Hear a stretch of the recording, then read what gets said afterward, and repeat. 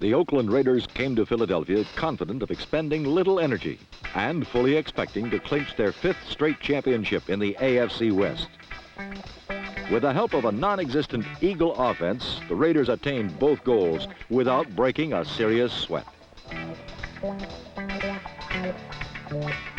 The Silver and Black tuned up for the playoffs by stampeding into Roman Gabriel's pass pocket and ruining the big quarterback's 1976 debut.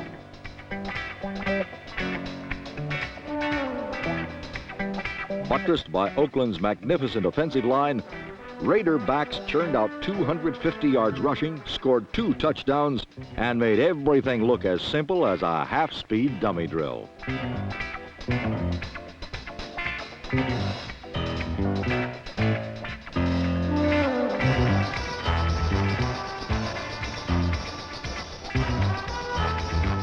With quarterback Ken Staber throwing sparingly, but as usual, effectively, the Raiders won 26-7. Instead of throttling back, the Raiders intend to shift their momentum flush forward to ensure home field advantage in the playoffs. In Oakland, they believe neither snow, ice, wind, rain, or the hot breath of their challengers can stay their appointed destiny.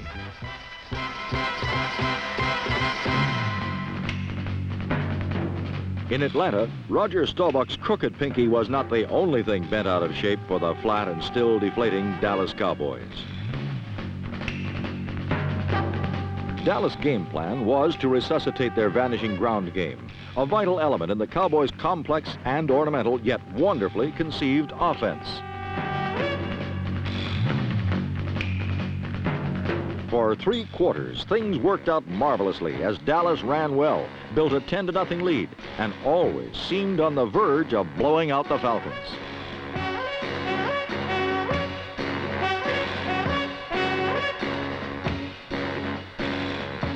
For 50 minutes, the Doomsday defense, led by Ed Too Tall Jones, number 72, did not allow Atlanta to penetrate their 40-yard line. But suddenly, the Cowboys' offense self-destructed, and the disaster they had flirted with in recent weeks could not be avoided.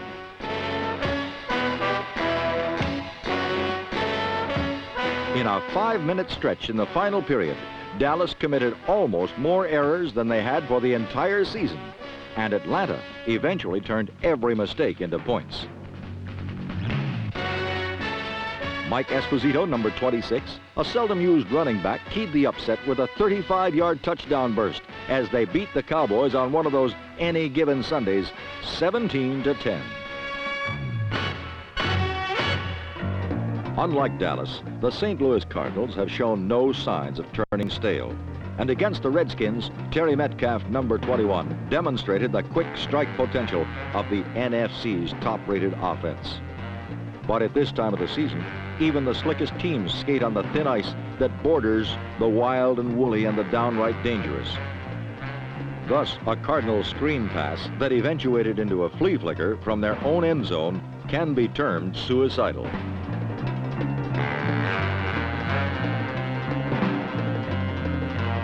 However, it was not soft-headed plays, but a solid Redskin defense that denied St. Louis and sacked Jim Hart in crucial situations.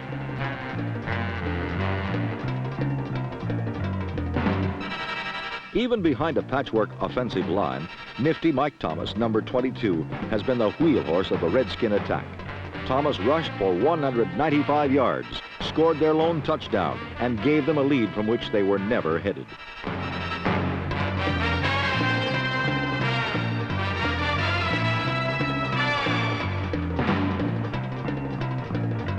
Trailing 16-10, St. Louis made a belated comeback bid on the wings of a Jim Hart pass to Mel Gray.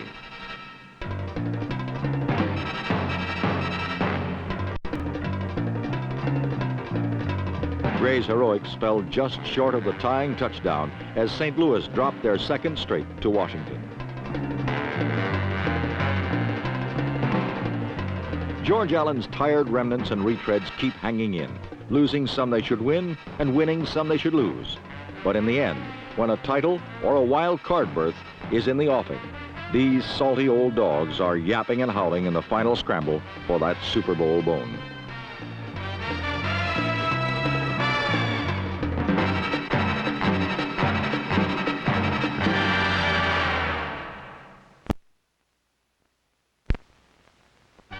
Last Sunday in Milwaukee, the Packers gave the Vikings headaches.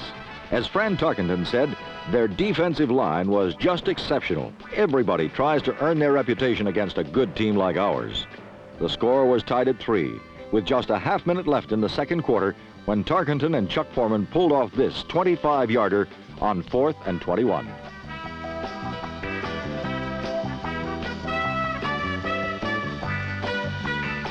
With just 6 seconds left in the half, Tarkenton finally put Minnesota on top with this pass to running mate Robert Miller, number 35. In the second half, the old Statue of Liberty play put Chuck Foreman back in business.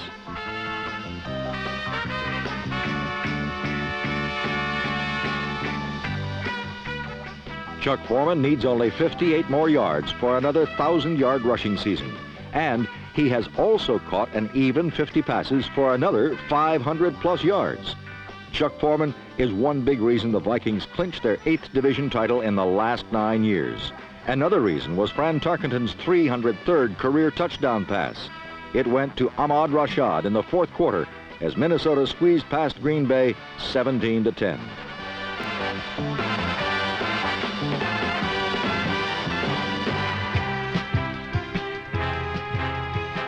In Buffalo last week, no titles were won. In fact, there occurred some of the strangest looking plays of the season.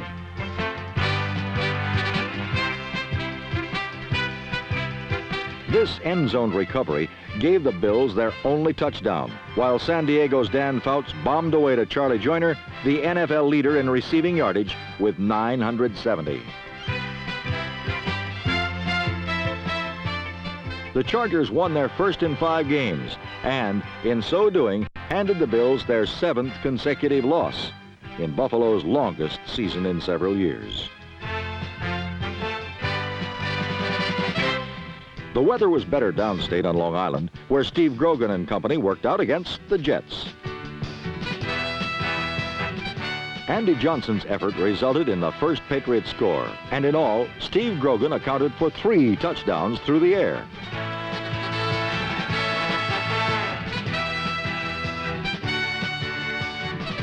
Richard Todd started again for New York and threw a scoring pass of his own to surprising Rookie of the Year candidate Clark Gaines, number 21. As has become custom lately with the Jets, Joe Namath relieved Todd after the game's first 2 series, and he added still another touchdown pass. But the Jet quarterbacks could not keep the ball away from the greedy New England defenders. Of 10 total turnovers for New York, 7 were interceptions, and 2 were returned for long touchdowns by number 34, Prentice McRae. The Patriots won their 8th game, which assured them their best season in the last 10 years.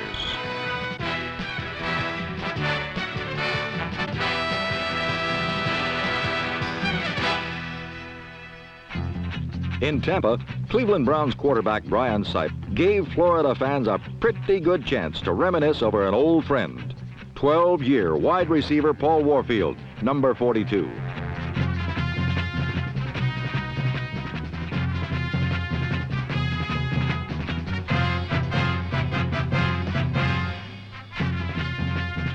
Midway in the third quarter, Sipe found Warfield for the touchdown, which broke a 7-7 tie.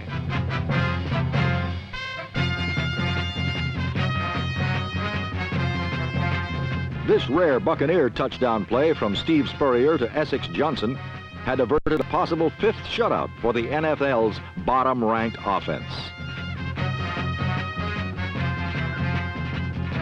Unfortunately for Steve Spurrier, the Buccaneer offensive line is not yet capable of giving him much protection, and Cleveland took full advantage of this weakness. The Browns rolled to their 6th victory in the last 7 games, 24-7. and remain tied with Pittsburgh for 2nd place in the amazing AFC Central Division.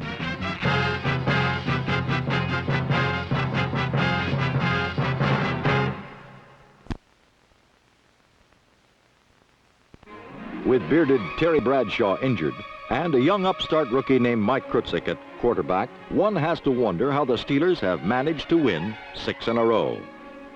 Well, they haven't been doing it with mirrors. Until last week's battle with the Houston Oilers, The Pittsburgh defense had allowed but 3 points in their last 4 outings, while the Steelers were racking up 109 for themselves. Needless to say, Pittsburgh's title hopes have been kept breathing not by an iron lung, but by a steel curtain.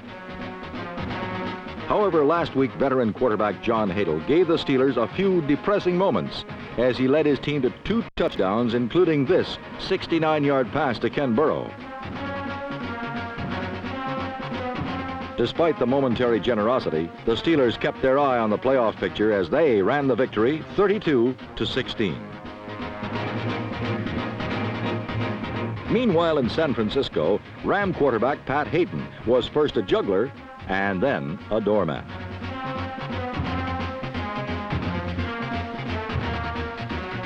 In the face of a withering attack with the apt name 49ers Gold Rush, Hayden found himself a man trapped in a flesh slide.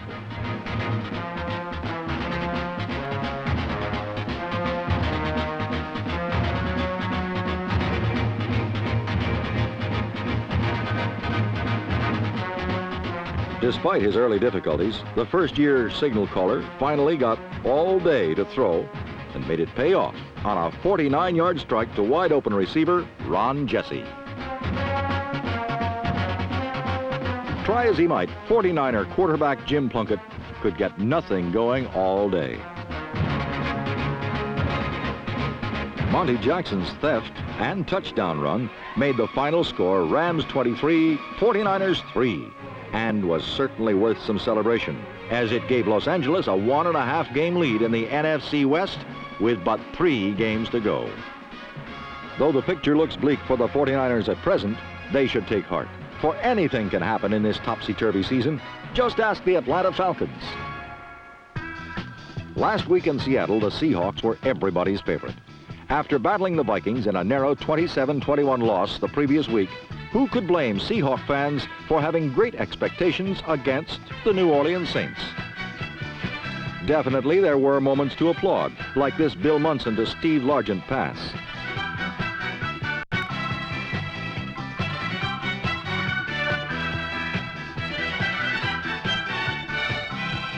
Once again, quarterback Jim Zorn proved to be a man of much potential as he rolled in for a Seahawks score.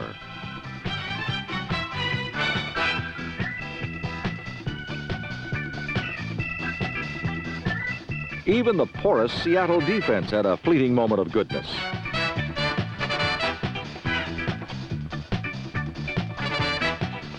But then it all fell apart as the Saints began marching in on the legs of number 42, Chuck Muncie.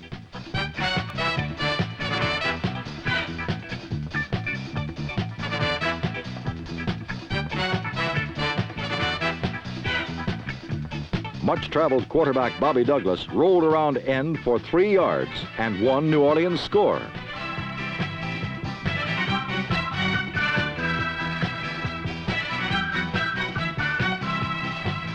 Then a flare pass and a shoulder-flapping run by number 34, Tony Galbraith, brought the Saints knocking again.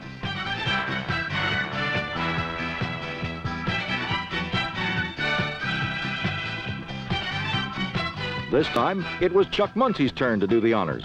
And can it be as easy as it looks? To take away some of the suspense, let it be known that New Orleans scored a whopping 51 points last week. But it wasn't all because the Seattle defense was ineffective.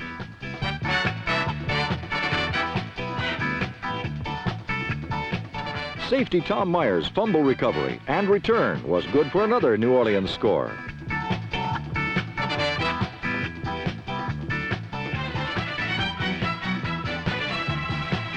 And somehow, you got the picture that the Saints were living saintly lives when a Bill Munson hookup to defensive tackle Alex Price accounted for 23 yards and yet another New Orleans tally.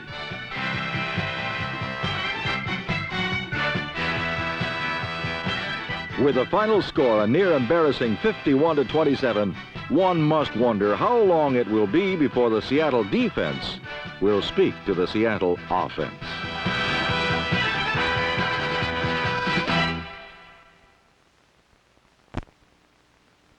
Tradition haunts the Kansas City Chiefs. But this year's squad is marching to the beat of a different drummer.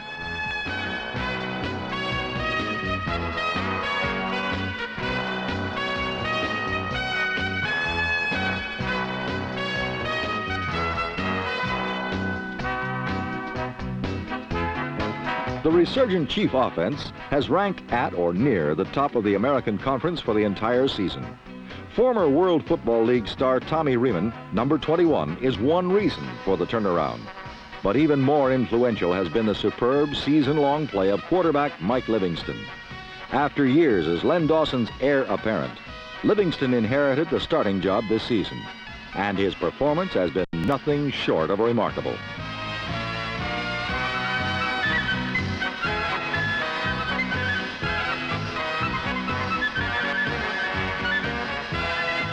The Chiefs' air game is currently pro football's best, but Kansas City's ability to score points simply can't overcome its defense's tendency to give them up. For the fact is, the Chiefs' defense is the most generous in football.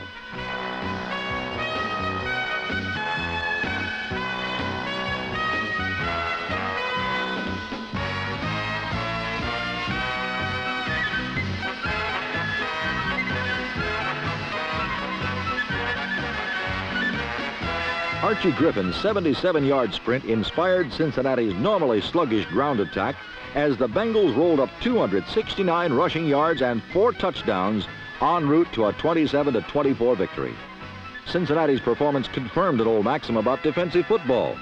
If you can't stop the other guy, you ain't going nowhere.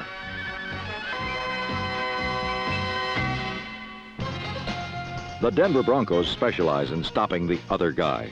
Last week, the Bronco defense held New York in check while Otis Armstrong and company controlled the football.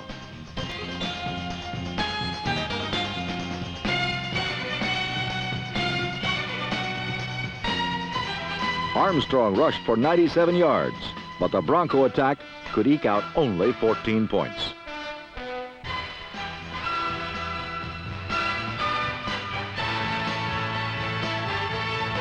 Still, it proved to be enough, for what little forward progress New York could muster came from their special teams.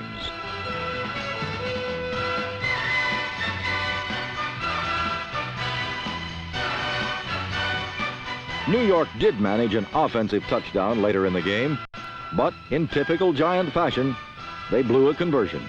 Chalk up loss number 10 for the G-men. In Detroit, the stage was set for another disappointment. Detroit's league-leading defense put its ranking on the line against the NFL's leading rusher, Walter Payton, against the Lions. It was no contest.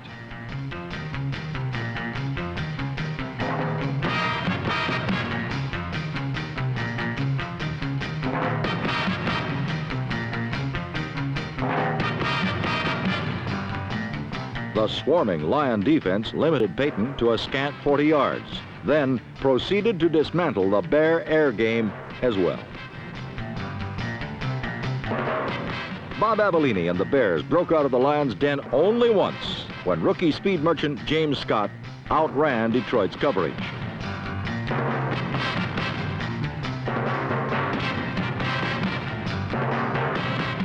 Walter Payton, James Scott, and the Bears' bright young offensive stars were overshadowed last week by a 9-year veteran whose star has finally arrived. For years, Detroit fans have waited patiently for quarterback Greg Landry to realize his enormous football potential.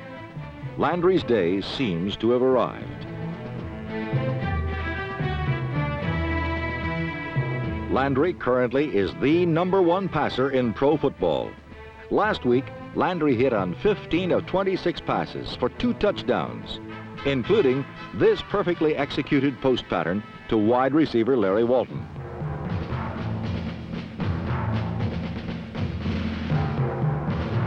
The Lions are hard to figure.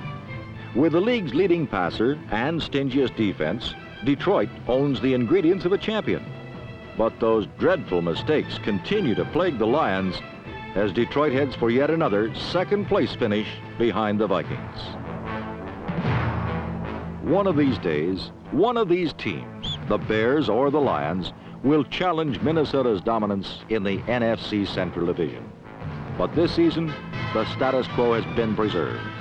While the Bears and Lions and Packers continue to beat up on one another, the Vikings can still beat them all. So has it been for nearly a decade, and so will it be in the Black and Blue Division until a contender can emerge from the pack of also-rans.